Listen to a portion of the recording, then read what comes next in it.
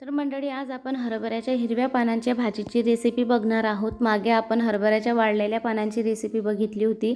तर ही भाजी खाताना ना भाकरीसोबत खायला खूप चविष्ट लागते। माझ्या सासूबाईसुद्धा म्हणाल्या की भाकरीच कर, म्हणून आमच्या तिघांसाठी मी भाकरी बनवल्या, माझ्या मिस्टरांसाठी, माझ्यासाठी आणि सासूबाईंसाठी।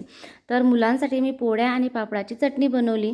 तर खरपूस अशा भाकरी शेकून आहे आणि मुलांचं ताटसुद्धा तयार आहे। तर ही भाजी मी वाळलेल्या मिरच्यांच्या चटणीपासून बनवणार आहे।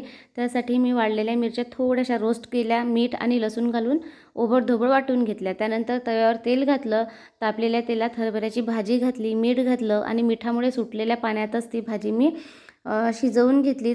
त्यानंतर एक पळी तेल घातलं, त्या तेलावरती मी वाळलेल्या लाल मिरच्याची चटणी मी परतवून घेतली आणि भाजीमध्ये मिक्स केली। तर परत एक पळी तेल घालून भाजी छानपैकी शिजवून घेतली। तर भाजीचा टेक्स्चरवरून आपल्याला समजते की भाजी शिजली की नाही शिजली ते।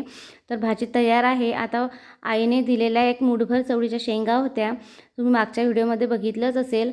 तर त्या चवळीच्या शेंगांची आता भाजी मी करणार आहे। अशी सिंपल रेसिपी आहे।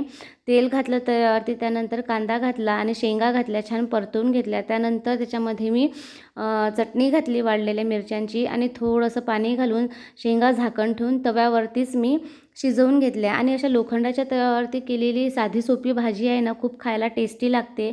तर आपल्या भाज्या तयार आहे। आता आपण ताट वाढू। तर मस्तपैकी हरभऱ्याची भाजी, चवळीच्या शेंगा आणि सोबत भाकर आणि त्याच्यासोबतच मस्तपैकी हादग्याची फुलं।